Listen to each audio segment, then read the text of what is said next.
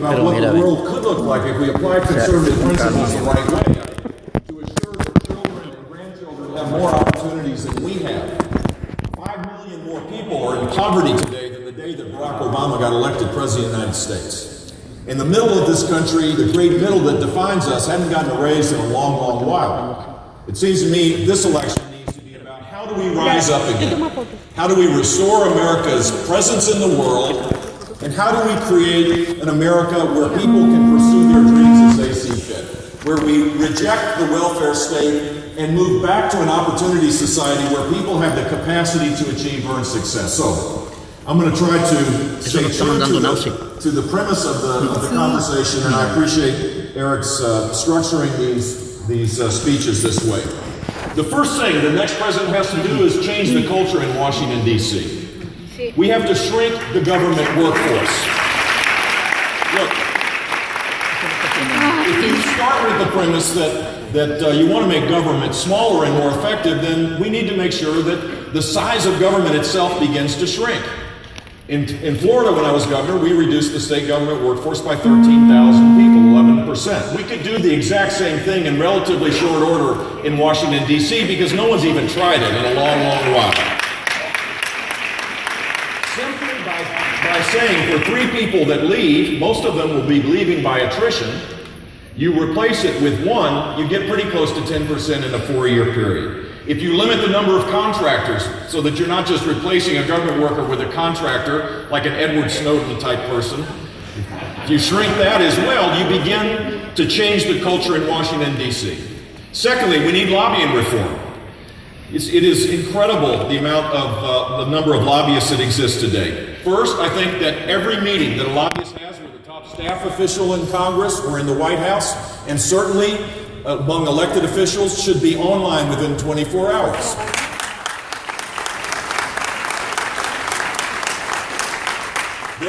There should be a 6-year ban for elected officials once they finish their public service. If it is about public service, I think you'll appreciate why the ban should exist. If it's about public service, there should be a 6-year ban on making them have the revolving door to be lobbying their former colleagues. Those kinds of things begins to change the culture in Washington. And frankly, this apparently is controversial, but this is pretty commonplace in state legislatures across the country. If you don't show up to work as a member of Congress, you should not get paid.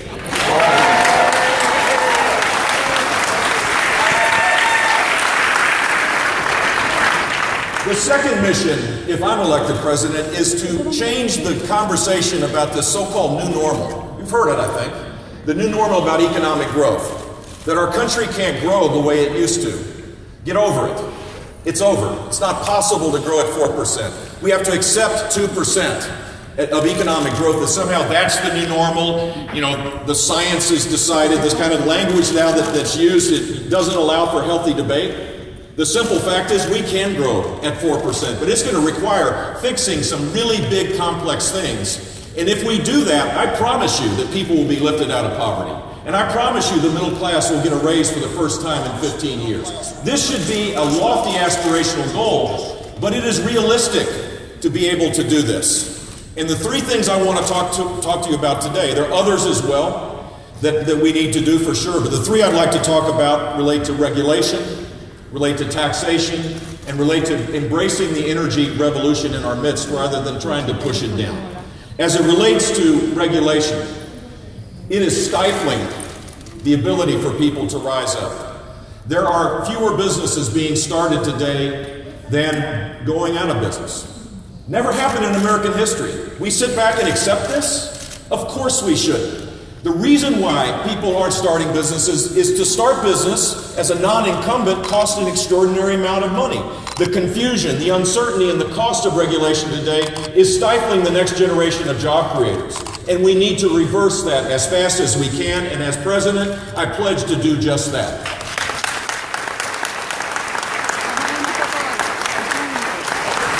Regulatory cost at the national level, according to some estimates, is $2 trillion of additional burdens. That's why it's hard for us to start up businesses. So what should we do? First, you appoint men and women that have subject matter expertise in the whole alphabet soup of government. I know that sounds like a really radical idea, that someone has some experience in the field that they're regulating. Today, in the age of Obama, basically you have to be a political hack or an academic. And the net result is you have a very partisan, progressive liberal agenda being thrust on us that is really stifling the ability for our country to be dynamic. So put good men and women in that have a balanced view of the public objective and the economic impacts. Secondly, I will undo by executive order what's been done by executive order wherever possible.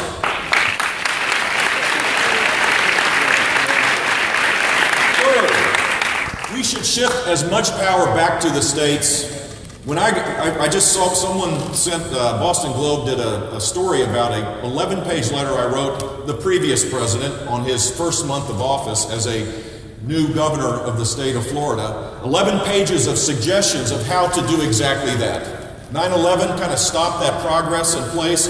It needs to be the highest priority of the next president, because I know for a fact, as governor of a state, a complicated state, you can build roads better, you can educate better, you can have the DEP, in my case, do their environmental issues better, doing water quality, air quality. All those things can be done much better at the state level and local level than in Washington, D.C. If you want to shrink regulation in Washington, shift the power back.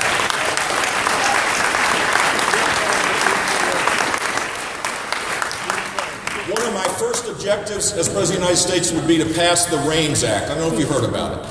This is where a rule is proposed, and if it costs more than $100 million, it has to go back to Congress, the elected officials, to be able to decide whether it's meritorious or not.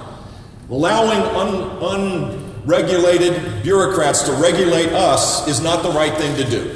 We need to pull back that authority and make sure that our public elected officials are there.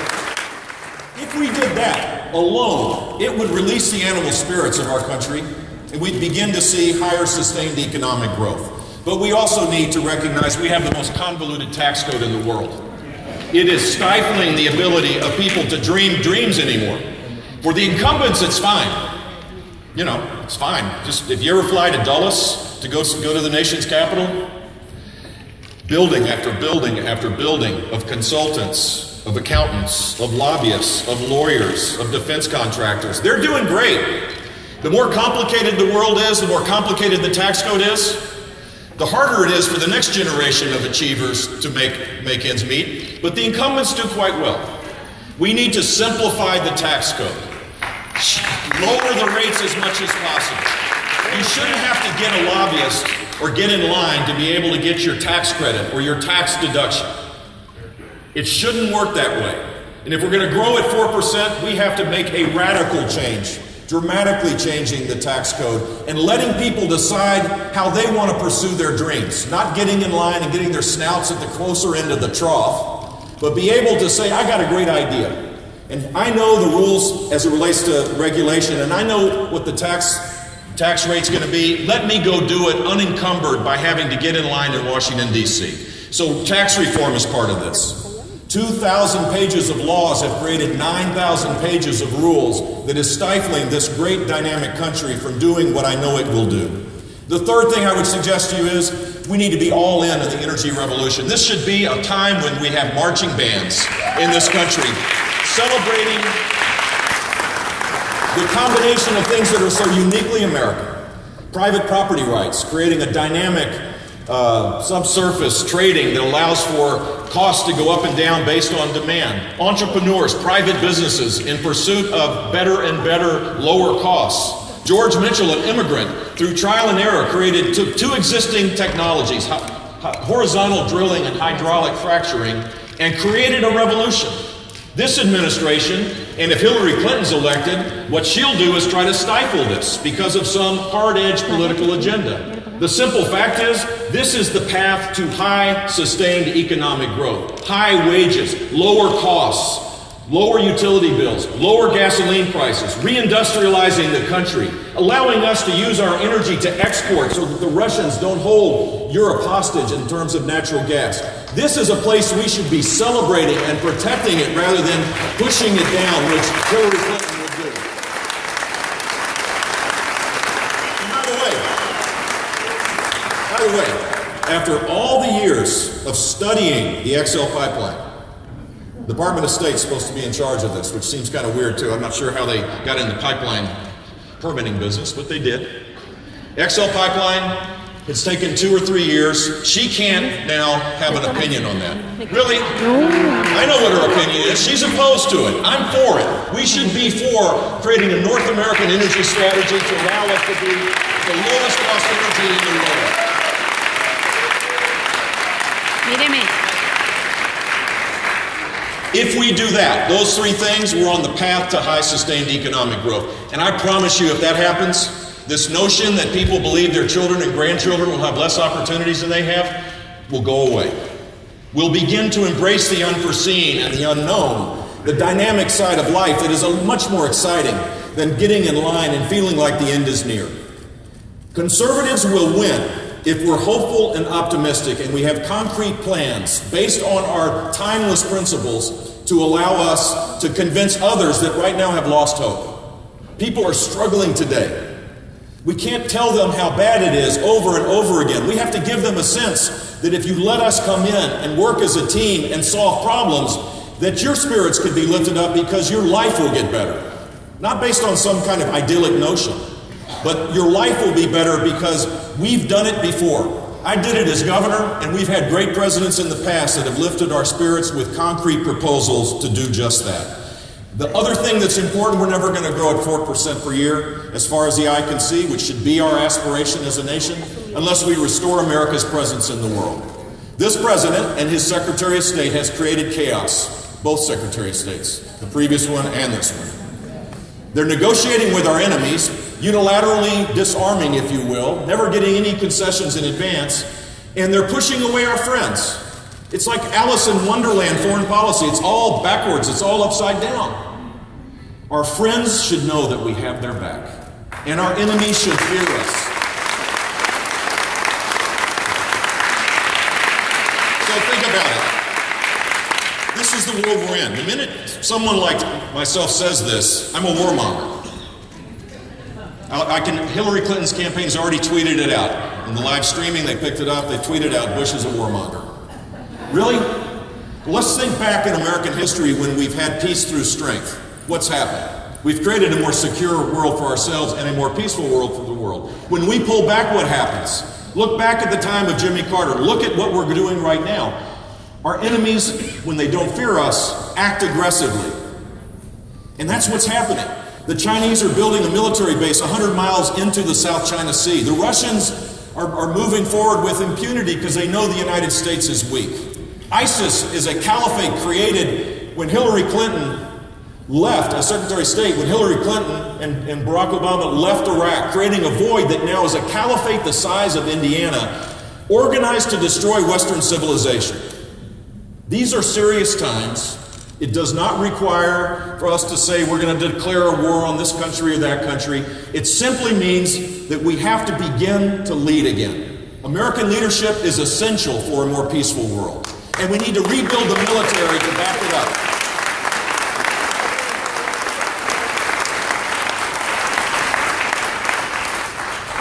Look, the final thing I'll say is leadership matters.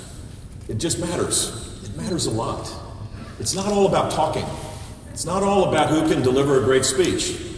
In fact, I can promise you this, if it's about delivering great speeches, I'm not going to be president probably. I can do it okay. I don't have a self-esteem problem here, don't get me wrong. But you've got to lead. We can't just keep electing people that do give great speeches. 2008 is living proof of that, isn't it? Yeah.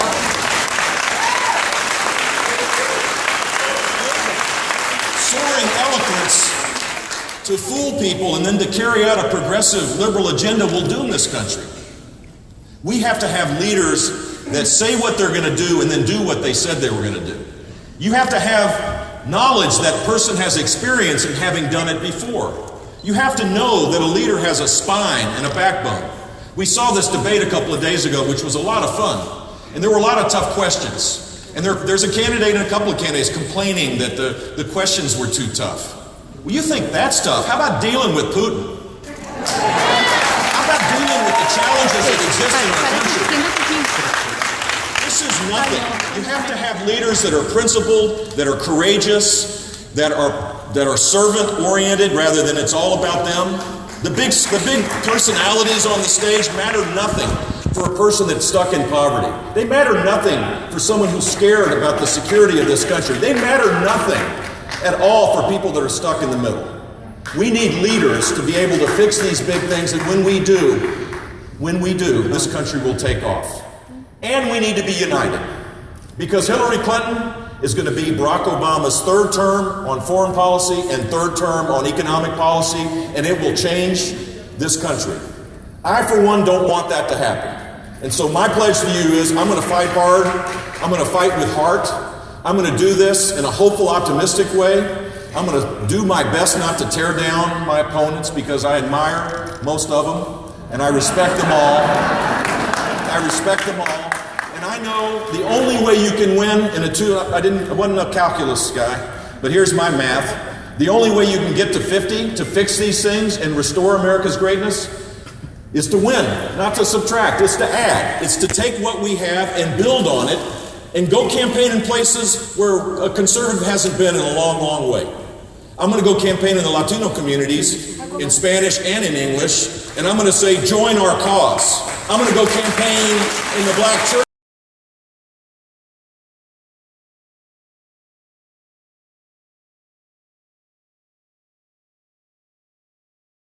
That actually allowed for more African Americans and Hispanics to attend our universities, and big procurement gains, eliminating set-asides and the things that were discriminatory, and replacing it with a leadership model actually works a lot better.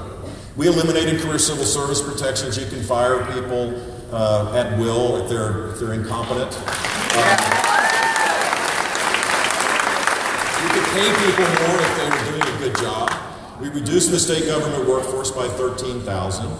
We created the first statewide voucher program in the country. We created the second statewide voucher program in the country. We created the largest virtual school in the country by far. We created, I think, the third largest voucher program in the country. We reformed our education system, had the greatest learning gains. We led the nation in job growth 7 out of my 8 years. We had more small businesses created during my 8 years than any state. We were one of 2 states to go to AAA bond rating. When I left, there were $9 billion of reserves compared to $1 billion when we started. I vetoed 2,500 separate line items